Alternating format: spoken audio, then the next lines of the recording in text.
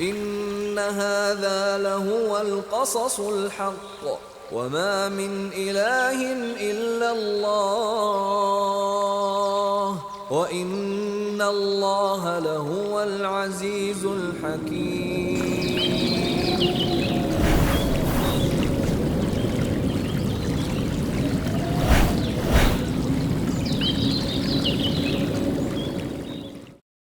بسم الله الرحمن الرحیم و به نستعین. الحمد لله رب العالمین و الصلاة و السلام علی سید المرسلین سیدنا و نبینا محمد و علی آله و صحبه اجمعین. با عرض سلام و بخت بخیر خدمت همه شما بینندگان عزیز و محترم در برنامه قصص حق. حقیقت و درستی و راستی ماجراهایی که قرآن کریم از گذشته و حال و آینده سخن میگه یکی از مهمترین دلایل و نشانه های صحت منبع این کلام الهی به شمار میاد. اگرچه خیلی از این امور برامون شاید در آینده روشن بشه و پژوهش و تحقیق‌های علمی در آینده مطالبی رو در بر داشته باشه که بتونه اون مطالب در تداوم حجیت و اعجاز قرآن کریم نقش خودش رو ایفا کنه. بحث آفرینش در قرآن کریم جنبه‌های مختلفی رو داره. یکی از اموری که در بحث تاریخ آفرینش و قصه های حق و حقیقتی که قرآن کریم در ارتباط با آفرینش جهان برامون میگه این هست که الله متعال آسمان ها و زمین رو در 6 روز آفرید، در یک بازه زمانی که با اصطلاح 6 ایام در قرآن کریم اومده. این تعبیر قرآنی در 7 مورد در قرآن کریم اومده. آیه 54 سوره اعراف این مطلب رو در بر داره. آیه 3 سوره یونس این امر رو در بر داره. آیه 7 سوره هود این مطلب رو در بر داره. آیه 59 سوره فرقان باز هم این موضوع رو اشاره میکنه و آیه 4 سوره سجده هم باز به این موضوع اشاره میکنه. آیه 38 سوره قاف و به همین صورت آیه 4 سوره حدید. این 7 مورد همه اینها یک سری مشترکاتی درشون هست. مشترکات اولی که درش هست این است که اون در ضمن معرفی پروردگار متعال این جمله میاد، در ضمن معرفی مقام الهی و به همین صورت یکتایی رب ذوالجلال، وصف کمال پروردگار متعال و کمال الوهیت رب ذوالجلال این تعبیر میاد. در آیه 54 سوره اعراف الله متعال میفرماید که ان ربکم الله الذی خلق السماوات والارض فی 6 ایام ثم استوى علی العرش. پروردگار شما، مدیر و مدبر شما، مالک و ولی و سرپرست شما، تربیت کننده و ناظر بر امر شما، رب در همه این معانی رو در بر داره. همه این معناها در ضمن کلمه رب وجود داره. الله متعال هست اون موجودی که خلق السماوات والارض فی 6 ایام، آسمان ها و زمین رو در 6 روز آفرید. ما اون چی که از روز در ضمن تجربه خودمون میشناسیم، روز عبارت از یک مدت معینی که فاصله معینی رو زمین در حرکت خودش دور محور خودش طی میکنه. در این حرکتی که انجام میده شب و روزی ایجاد میشه. به بخشی که خورشید در معرض خورشید قرار میگیریم و نور آفتاب به ما میرسه بهش میگیم روز، و به اون قسمتی که یا بخشی که یا مدتی که از نور آفتاب محروم هستیم بهش میگیم شب. در این میان خب یک طرف زمین همیشه شب هست و یک طرف زمین هم روز هست، چون در یک مداری که زمین داره دور خورشید میگرده، در اون مدار هم دور خودش میگرده. در حرکتش دور خورشید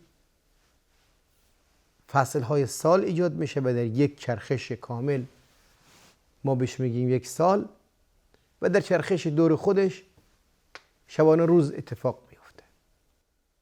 این در ارتباط با اون چیزی است که ما به عنوان یوم یا روز ازش یاد میکنیم یا میشناسیم. اما اون چیزی که الله متعال برامون یاد آور میشه بحثش مستقل هست. ان یوما عند ربک کالف سنه مما تعدون. یک روز در نزد پروردگارتون مثل 1000 سال هست نسبت به اون چیزی که شما براش حساب و محاسبه میکنید. و این یه بحث علمی مستقلی هست که خارج از این منظومه شمسی اون چه که نور فاصله که طی میکنه برابر هست، یک روز ما برابر هست با 1000 سال نوری. به هر حال اون چه که در این آیات مکرر برامون وجود داره تدریجی هست در یک بازه زمانی که خلق و آفرینش در اون عرصه زمانی وجود خودش رو به دست آورد.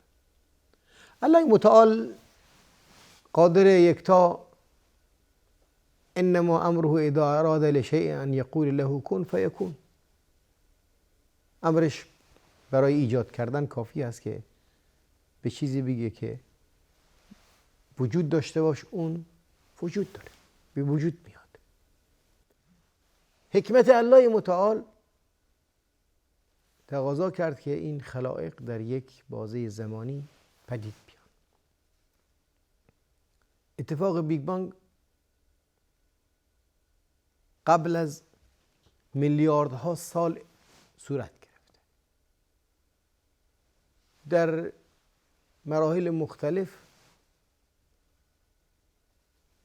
این کهکشان ها و منظومه شمسی شکل گرفته و در این زمین هم شرایط زیست برای اون فراهم شده. قرآن کریم به همه اینها اشاره میکنه.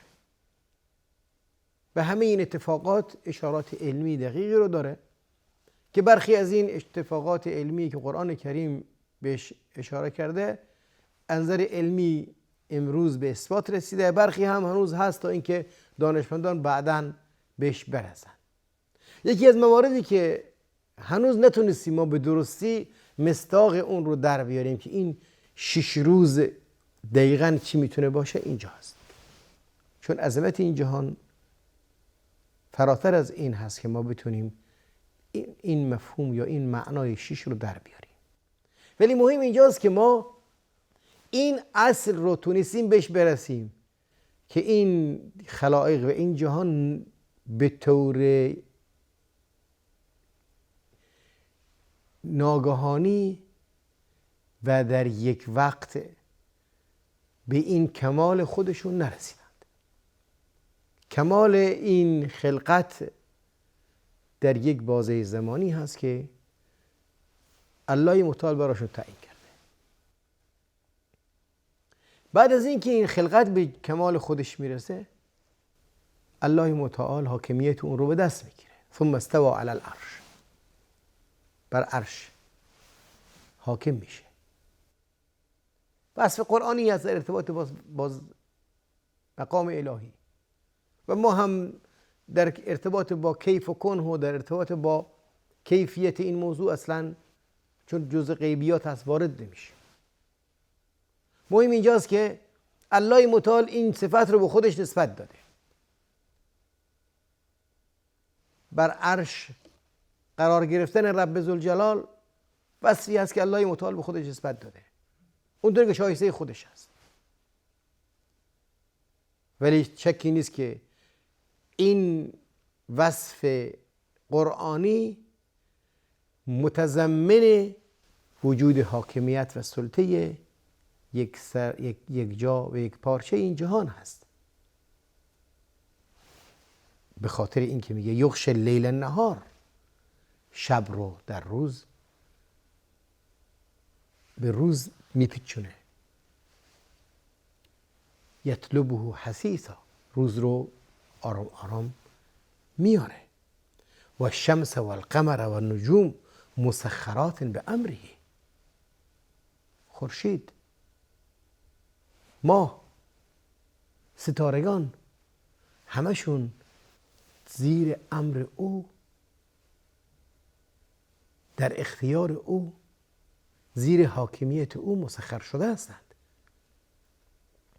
هیچ احدی در این حاکمیت در چیزی رو در اختیار نداره، نه ولیی، نه نمیدونم نبیی، نه فرشته‌ای، نعوذ بالله، نه فرزندی، نه جانشینی، همه در اختیار او هستند. هیچ کسی ولایت تکوینی بر این جهان نداره. و الشمس و القمر و النجوم مسخرات به امره، مسخر زیر امر او هستند. الا له الخلق و الامر، خلق مال او هست و امر این جهان هم دست او هست، در اختیار او هست. تبارک الله رب العالمین، بلند مرتبه هست، والا مقام هست، ربی که پروردگار عالمیان هست. تبارک الله رب العالمین. این آیه و مفهوم تدریجی خلقت در داستان آفرینش این جهان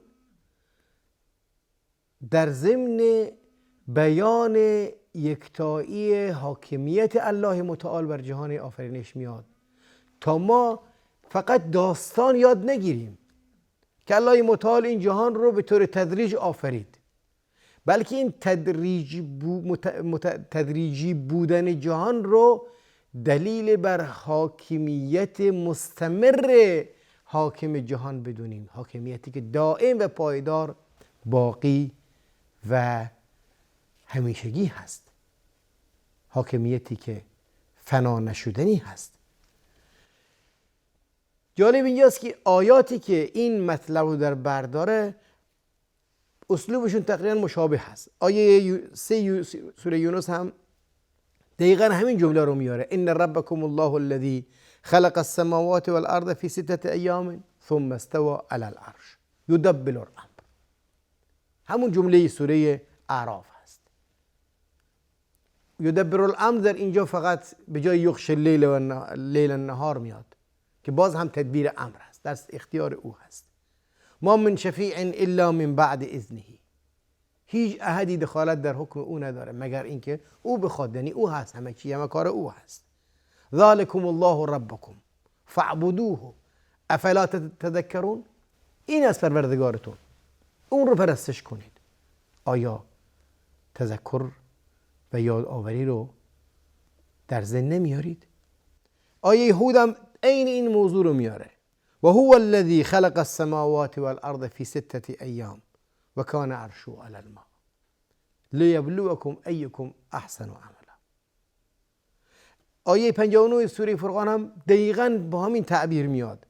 الذي خلق السماوات والأرض وما بينهما في 6 أيام ثم استوى على العرش فاسأل به خبیرا. آیه 4 سوره سجده باز هم عین این مطلب رو به همین صورت میاره. الله الذي خلق السماوات والأرض وما بينهما في 6 أيام ثم استوى على العرش. در آیه 4 سوره حدید هم باز هم همین مطلب در انتها میاره. هو الذي خلق السماوات والأرض في 6 أيام ثم استوى على العرش ثم استوى على العرش يعلم ما يلج في الأرض وما يخرج منها وما ينزل من السماء وما يعرج فيها وهو معكم أينما كنتم والله بما تعملون بصير. به خاطر این ما وقتی که این حقیقت رو در داستان خلقت پی میبریم و بهش ایمان میاریم و حاکمیت الله رو در این میان در ذهن خودمون تثبیت میکنیم، وظیفه شناسی رو در بحث عبودیت از یاد نمیبریم. والله بما تعملون بصیر. اون میدونه که داریم چیکار میکنیم و تمام عملکرد ما زیر نظر او هست و او آگاه هست بر اون چه که ما انجام میدیم. شبهه‌ای هست در ضمن آیات سوره فصلت که متاسفانه برخی ها در یک جمع و تفریقی که غلط انجام میدند به تفسیر اشتباهی میرسند و فکر میکنند که در قرآن تعارض وجود داره. در آیه 12 سوره فصلت که در واقع به این صورت میگه قل اینکم لتکفرون بالذی خلق الارض فی یومین و تجعلون له اندادا ذلك رب العالمین و جعل فيها رواسي من فوقها و بارك فيها و قدر فيها اقواتها في 4 ایام. این مطلب چون یک نوع شبهه در ضمن تدریج جهان آفرینش هست و خیلی ها این شبهه رو به عنوان تعارض در قرآن مطرح میکنن، ان شاء الله در برنامه آینده به طور مفصل بهش خواهیم پرداخت. تا برنامه آینده الله یار و نگهدارتون باشه. السلام علیکم و رحمت الله و برکاته.